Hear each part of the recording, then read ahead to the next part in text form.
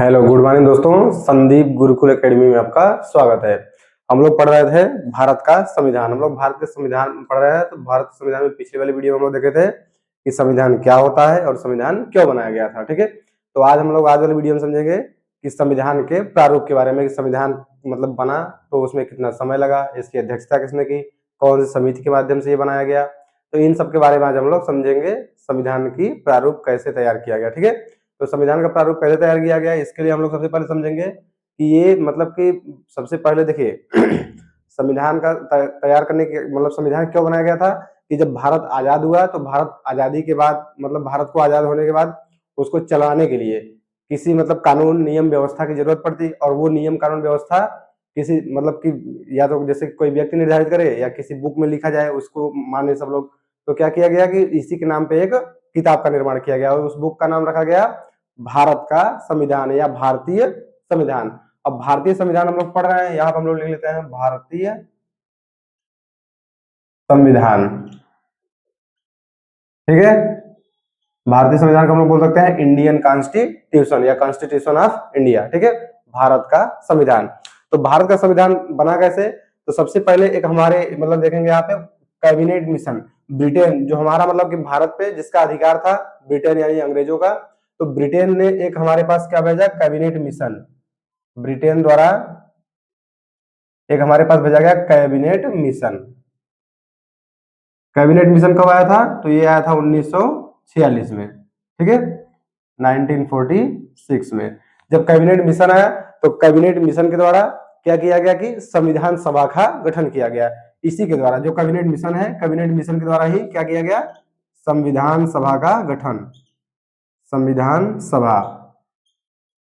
तो जब संविधान सभा का गठन किया गया तो संविधान सभा का गठन दो कामों के लिए किया गया था। कौन कौन सा, तो एक तो था संविधान का निर्माण। ठीक है, एक था संविधान निर्माण,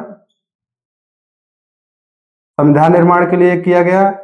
और दूसरा किसके लिए किया गया था, तो दूसरा किया गया था, देखिए संविधान सभा एक तो संविधान बनाएगी और दूसरा था कि जो मतलब कि जब आजाद हुआ भारत तो आजाद होने के बाद जब भारत से अंग्रेज चले गए तो उस टाइम पे भारत में कोई नियम कानून होना चाहिए, कोई विधायी कार्यकारी मतलब की शक्तियां होनी चाहिए, उसके लिए भी इस संविधान सभा का गठन किया गया था। तो ये हमारा हो गया विधायी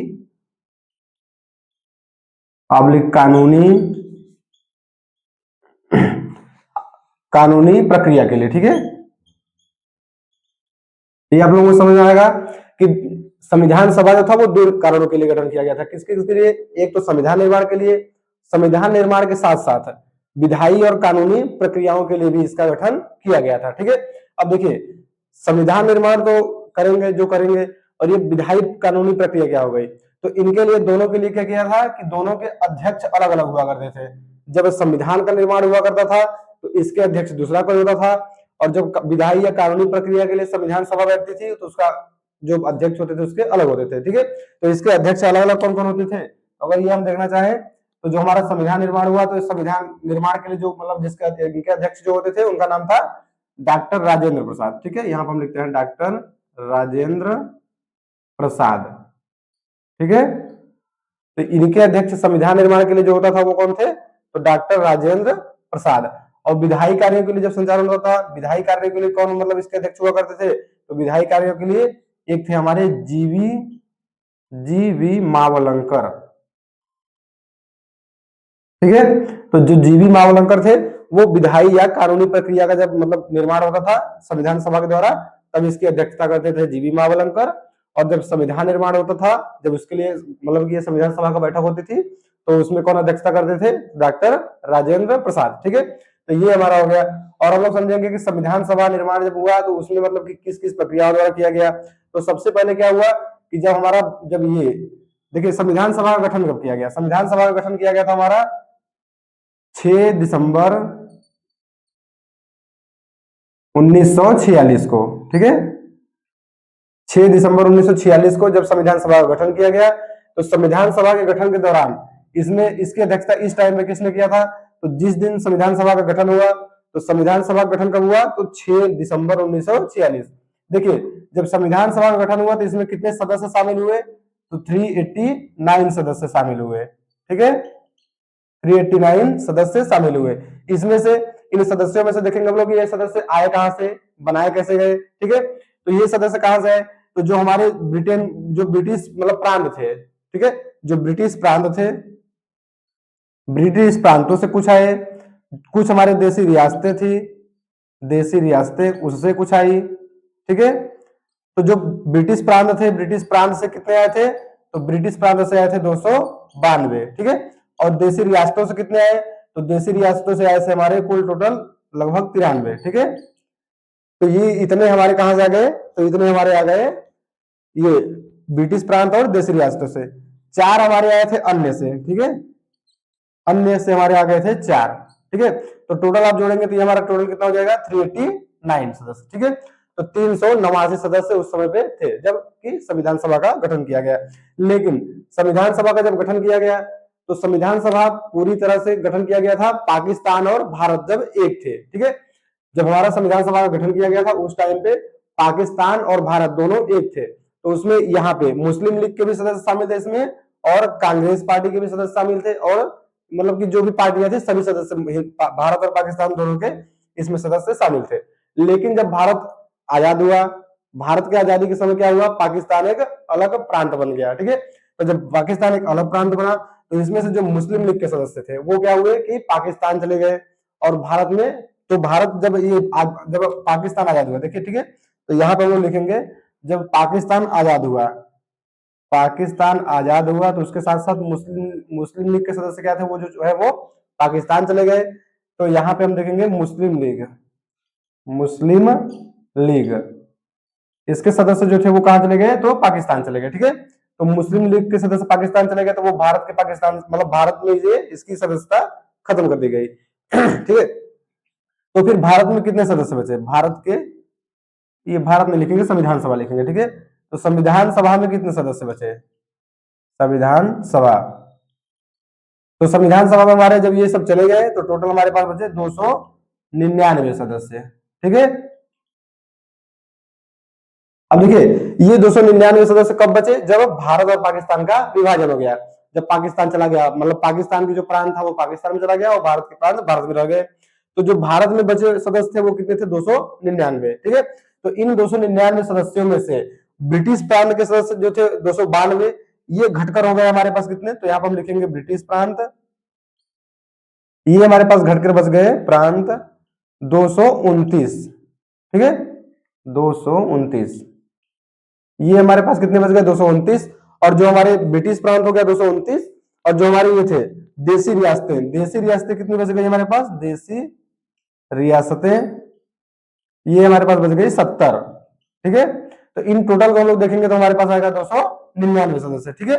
तो जब पाकिस्तान भारत से अलग हुआ तो उस टाइम पे हमारे पास सदस्य कितने थे, 299, और 299 सदस्यों में से हमारे पास कुल सदस्य कितने मतलब कौन कौन कहां कहां से थे, तो ब्रिटिश प्रांत से थे 229 और देसी रियासतों से थे 70, ठीक है। तो ये हमारा हो गया संविधान सभा का कुछ स्ट्रक्चर। अब इसमें हम लोग देखेंगे संविधान सभा जब हमारा गठित किया गया तो ये पूरी प्रक्रिया चली हमारी, ठीक है।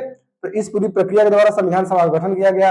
अब इसकी पहली बैठक कब हुई, इसके पहले बैठक के अध्यक्ष कौन थे, इन सब के बारे में हम लोग देखेंगे। तो हम लोग इधर कुछ देखते हैं कि 6 दिसंबर 1946 को इसका गठन किया गया, ठीक है। और पहली बैठक इसकी कब हुई थी, तो पहली बैठक इसकी हुई थी 9 दिसंबर, हम लोग यहाँ पे लिखते हैं ना, इसकी पहली बैठक संविधान सभा की पहली बैठक कब हुई, तो इसकी पहली बैठक हुई 9 दिसंबर 1946 को, ठीक है। 9 दिसंबर 1946 को संविधान सभा की पहली बैठक हुई। गठन इसका किया गया था 6 दिसंबर 1946 को, लेकिन इसकी पहली बैठक कब हुई, तो 9 दिसंबर 1946 को। जब 9 दिसंबर 1946 को इसकी पहली बैठक हुई तो इस समय पे 9 दिसंबर 1946 को इसकी अध्यक्षता कौन कर रहे थे, तो इसकी अध्यक्षता कर रहे थे सच्चिदानंद सिन्हा, ठीक है। तो इसकी अध्यक्षता कर रहे थे सच्चिदानंद सिन्हा, ठीक है। अब ये सच्चिदानंद सिन्हा जो इसकी अध्यक्षता कर रहे थे, तो सच्चिदानंद सिन्हा इसके अस्थायी अध्यक्ष बनाए गए थे, ठीक है, अस्थायी अध्यक्ष, यहां पर लिखते हैं अस्थायी अध्यक्ष। अगर ये हम लोग समझे कि अस्थायी अध्यक्ष सच्चिदानंद सिन्हा को ही क्यों बनाया गया, तो देखिए सच्चिदानंद सिन्हा को अस्थायी अध्यक्ष इसलिए बनाया गया क्योंकि जो हमारा संविधान सभा था, संविधान सभा में सबसे बुजुर्ग या सबसे ज्यादा उम्र के व्यक्ति सच्चिदानंद सिन्हा थे।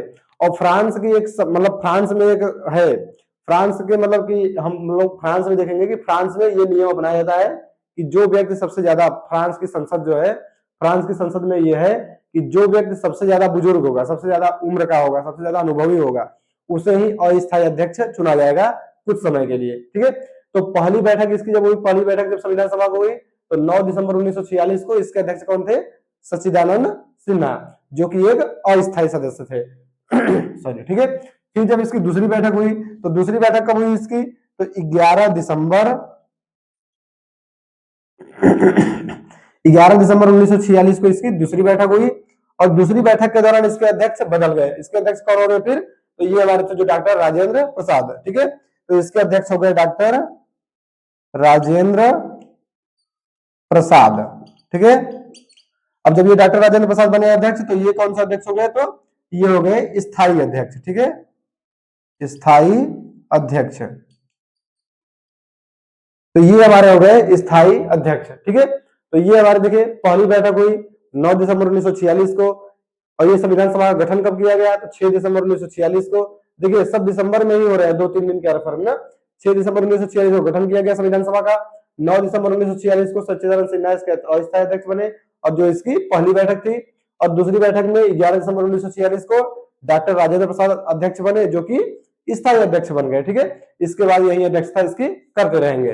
तो संविधान निर्माण के लिए डॉक्टर राजेंद्र प्रसाद इसके अध्यक्ष थे, और विधायी कानून प्रक्रिया के निर्माण के लिए कौन थे? तो जीवी मावलंकर इसके अध्यक्ष थे। ठीक है, तो ये हमारा हो गया कि जो भारत का मतलब जो संविधान सभा थी, संविधान सभा की बैठक कब हुई।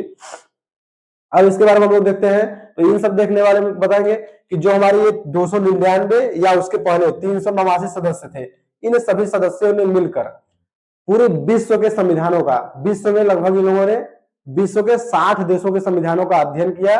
और अध्ययन करने के दौरान क्या किए कि ये लोग पूरे मतलब कि उसकी 60 संविधानों के को मिलाकर एक भारत का संविधान का निर्माण किया। ठीक है, कुछ अन्य अन्य देशों के संविधानों से ले लिया गया, कुछ अपने से जोड़ दिया गया। ठीक है, तो उसमें मतलब कि 60 देशों के संविधान को इसमें मिलाया गया था। ठीक है, तो ये हम लोग यहाँ पे मिटाएंगे कुछ इसमें, तो यहाँ पे हम मिटा के लिखेंगे ना, ये आप लोग इसको नोट कर लिए होंगे। तो हम यहाँ से मिटाते हैं, ये ऊपर वाला। कैबिनेट मिशन कब आया था भारत में? तो कैबिनेट मिशन आया था 1946 को। ठीक है, कैबिनेट मिशन आया था भारत में 1946 को। ठीक है, तो ये सब आप लोग देख लिए यहाँ पे। अब हम लोग फिर से चालू करते हैं कि जो इसकी मतलब कि देखते हैं कि 60 देशों के, ठीक है, 60 देशों के संविधान को, संविधान का अध्ययन करके, ठीक है, 60 देशों के संविधान का अध्ययन करके ही भारत के संविधान का निर्माण किया गया था। तो 60 देशों का अध्ययन किया गया, ये हो गया एक। और एक हमारा जो ये ब्रिटिश शासन था, ब्रिटिश शासन जो भारत में था, तो भारत शासन अधिनियम 1935 जो बनाया हुआ था, तो भारत शासन अधिनियम 1935 के भी देखिए यहाँ हम लिख देते हैं ना, भारत शासन अधिनियम 1935 अधिनियम, ठीक है, 1935। तो भारत शासन अधिनियम 1935 जो था, इससे भी कुछ मतलब इससे बहुत ज्यादा लिया गया था। ठीक है, ये भारत के संविधान में लगभग भारत शासन अधिनियम 1935 से लगभग 50 से 60% इसका ही हिस्सा उसमें रखा गया है। ठीक है, और कुछ दूसरे देशों के संविधान से और कुछ अपने मर्जी से, मतलब स्वयं। ठीक है, कुछ स्वयं संविधान सभा के जो सदस्य थे उन्होंने ये कार्य किया। ठीक है, देखिए जो हमारा संविधान सभा था, संविधान सभा के सबसे मुख्य समिति कौन थी? संविधान सभा के निर्माण के लिए सबसे मुख्य समिति जो बनाई गई थी, उस समिति का नाम रखा गया था प्रारूप समिति। ठीक है,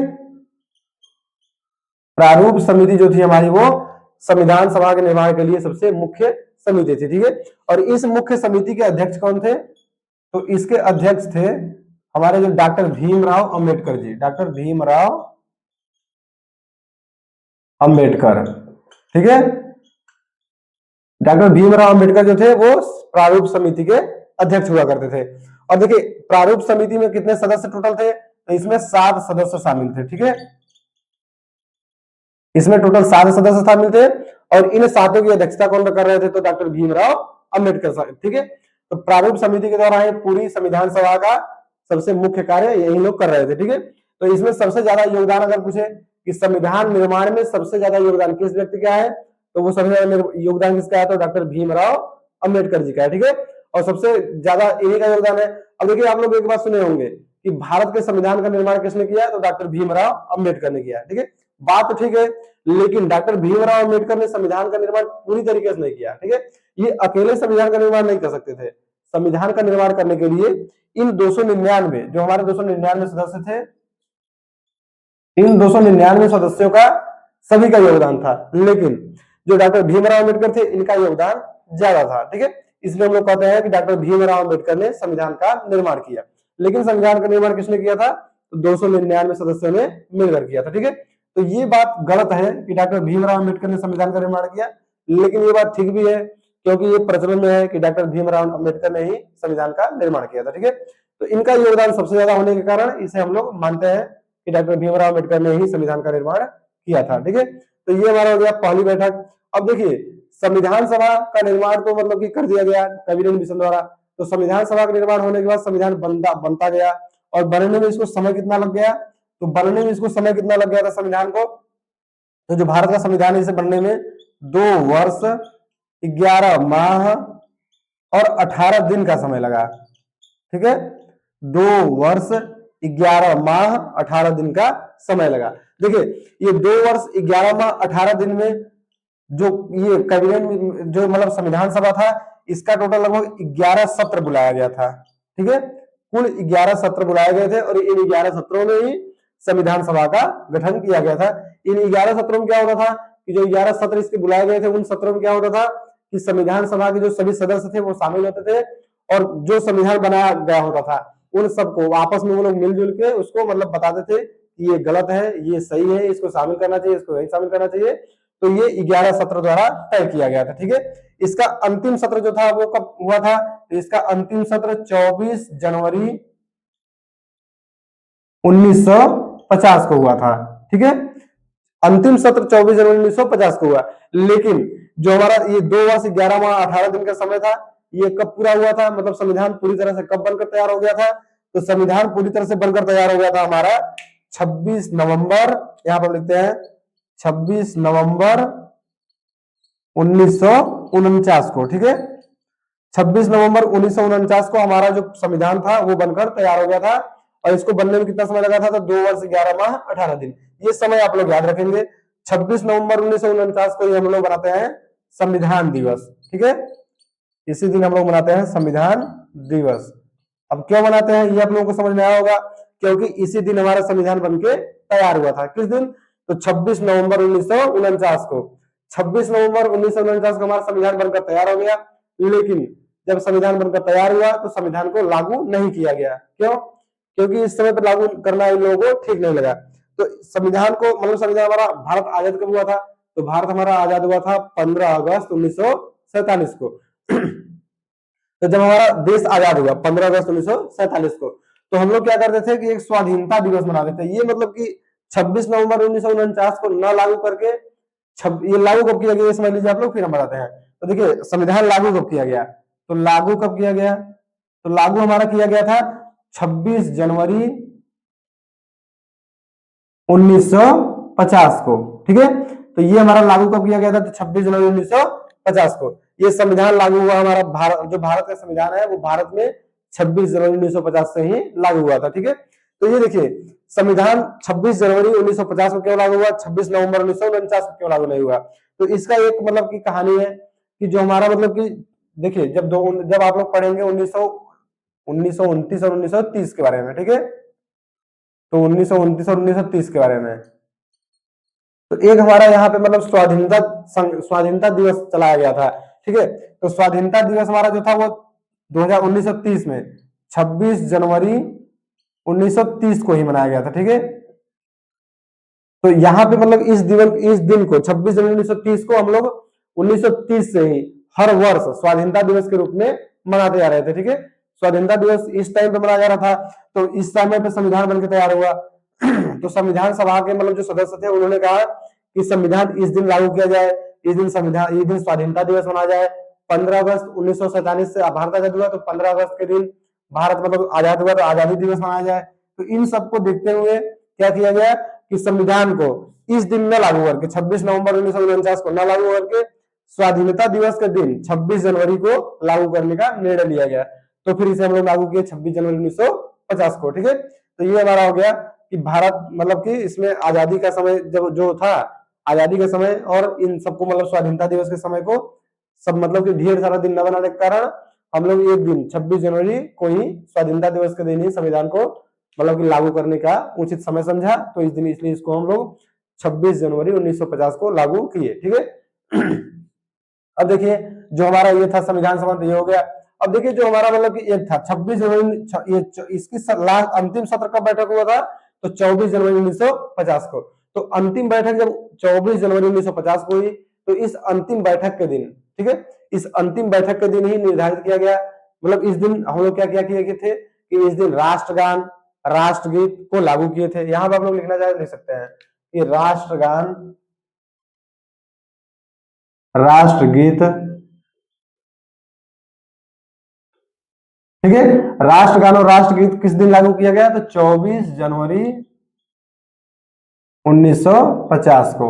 ठीक है, देखिए भारत संविधान लागू होने से 2 दिन पहले। ठीक है, और इसी दिन निर्धारित किया गया कि जो हमारे डॉक्टर ये राजेंद्र प्रसाद थे, डॉक्टर राजेंद्र प्रसाद, ठीक है, डॉक्टर राजेंद्र प्रसाद को राष्ट्रपति के रूप में चुना गया। ठीक है, राष्ट्रपति,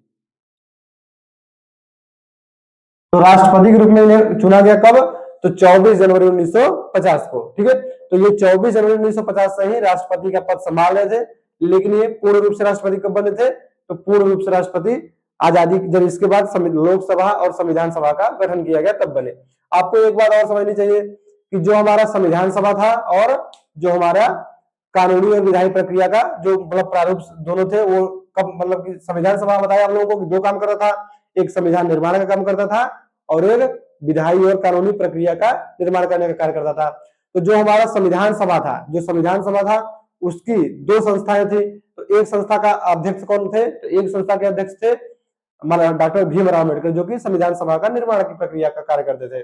और दूसरे थे हमारे जीवी मावलंकर जी। तो जीवी मावलंकर जो थे वो विधायी और कानूनी प्रक्रिया का जब निर्माण होता था उसकी अध्यक्षता तब वो करते थे। ठीक है, तो इसमें आप लोग ये समझना ये है कि जो हमारा संविधान का निर्माण होता था, जो संविधान के निर्माण के लिए संस्था बनाई गई थी, संविधान सभा की एक मतलब की विंग आप लोग बोल सकते हैं, विंग जो थी वो 24 जनवरी 1950 को समाप्त कर दी गई। ठीक है, 24 जनवरी 1950 को संविधान सभा की जो मतलब संविधान निर्माण वाली जो विंग थी उसको समाप्त कर दिया गया, लेकिन जो विधायी और कानूनी प्रक्रिया का निर्माण करने वाली विंग थी उसको जब तक भारत के लोकसभा और राज्यसभा का निर्माण नहीं किया गया तब तक उस संस्था को या उस विंग को चलाया गया। ठीक है, तो जब भारत की लोकसभा और राज्यसभा का निर्माण किया गया तो विधायी और कानूनी प्रक्रिया का निर्माण करने वाले विंग को भी समाप्त कर दिया गया। ठीक है, तो ये आप लोगों को कुछ फैक्ट देखिए इतने हम लोग बता दिए।